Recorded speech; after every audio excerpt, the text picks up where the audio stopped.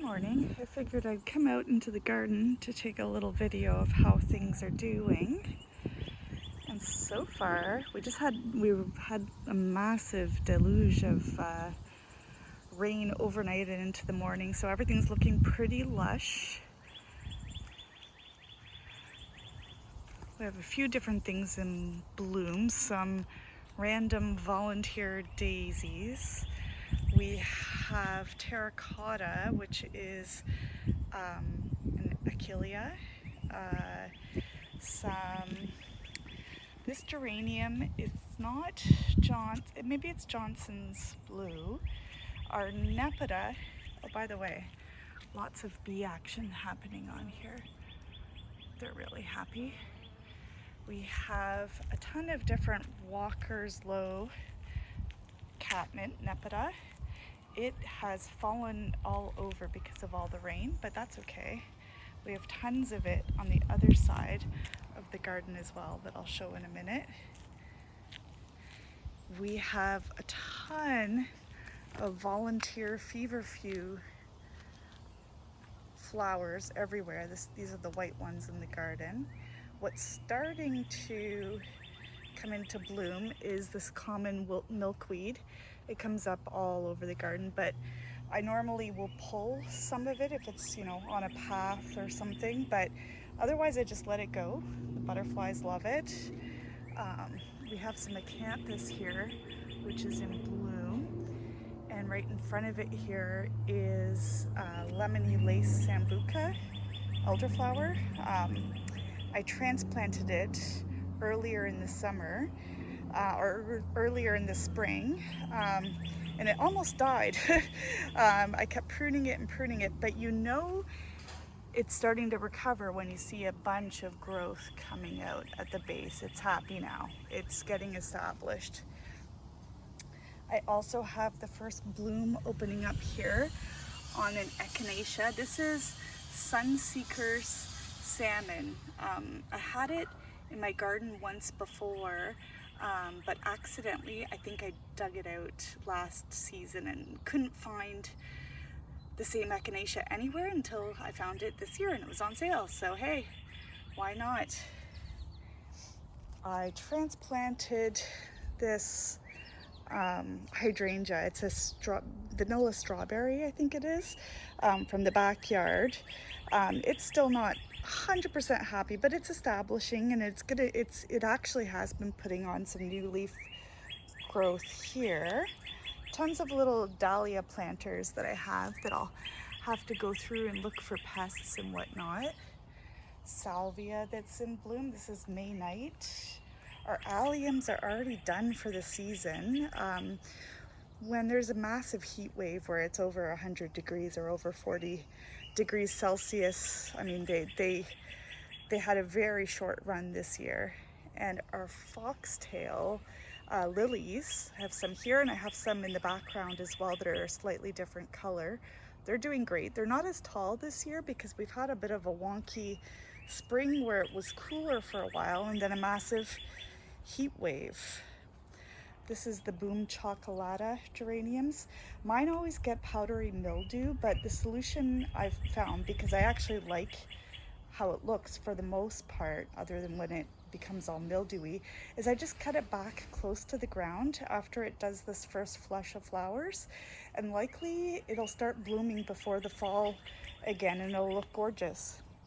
I have some Sagina aurea, which is a moss. It looks part shade, but it can tolerate sun as long as you give it lots of water.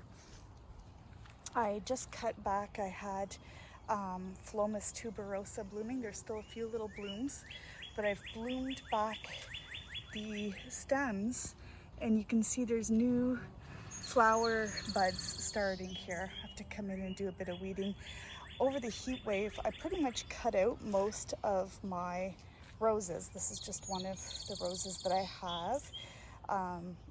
And I have a ton of volunteer bronze fennel. It's everywhere.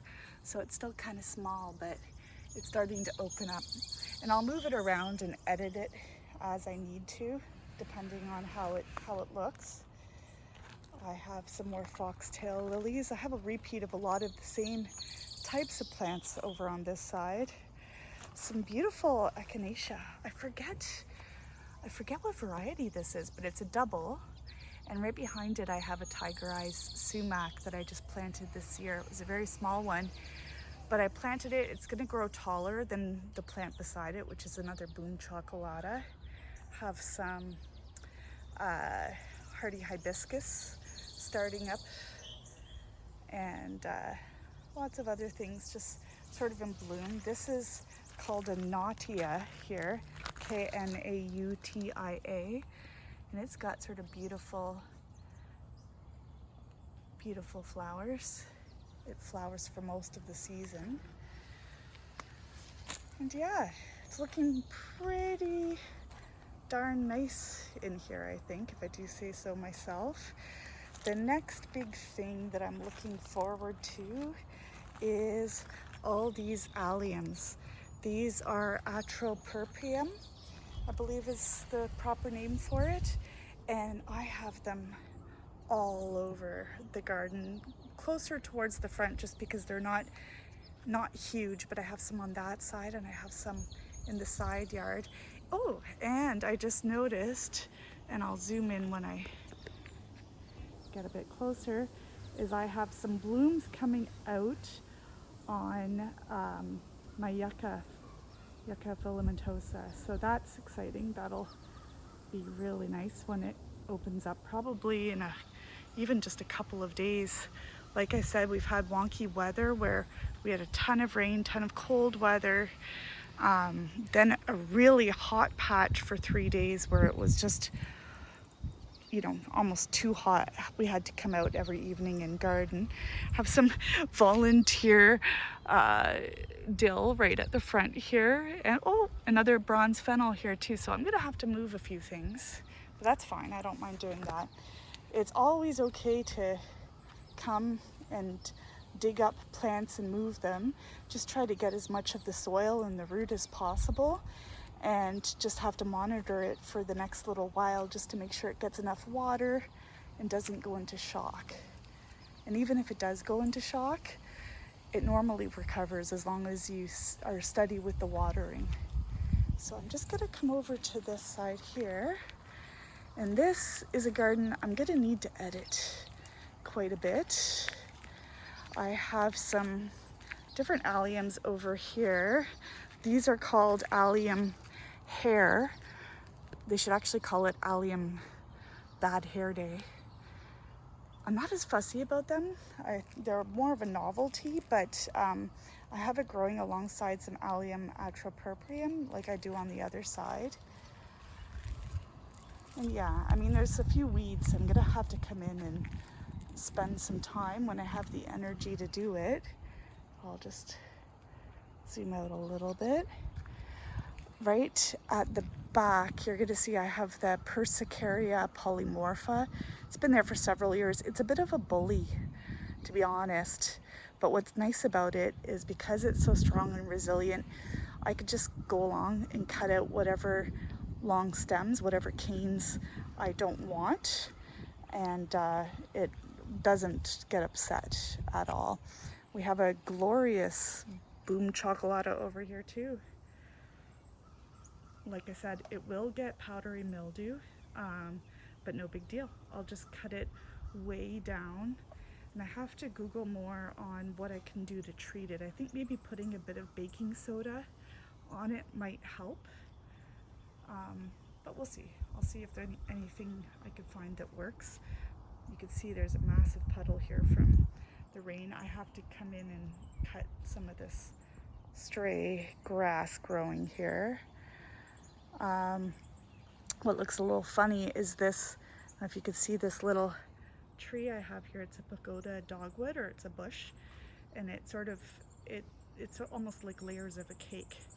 It looks a bit funny now, but as it grows over the next few years, I'm sure it'll look a little bit more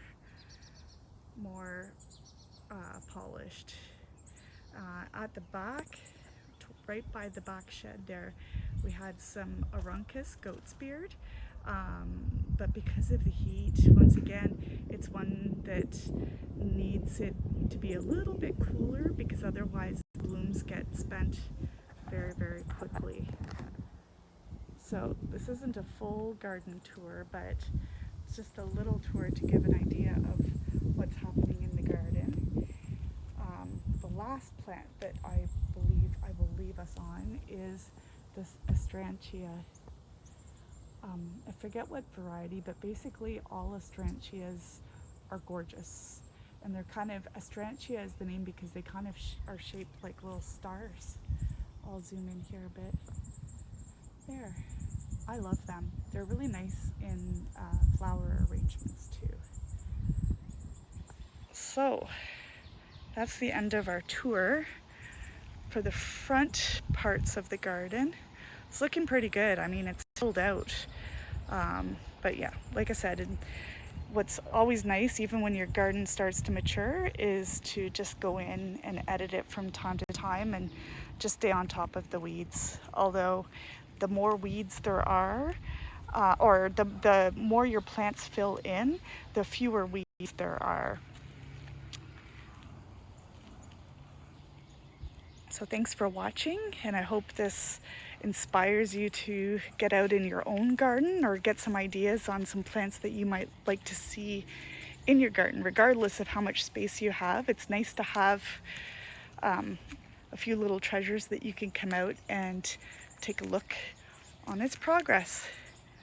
Thanks for watching.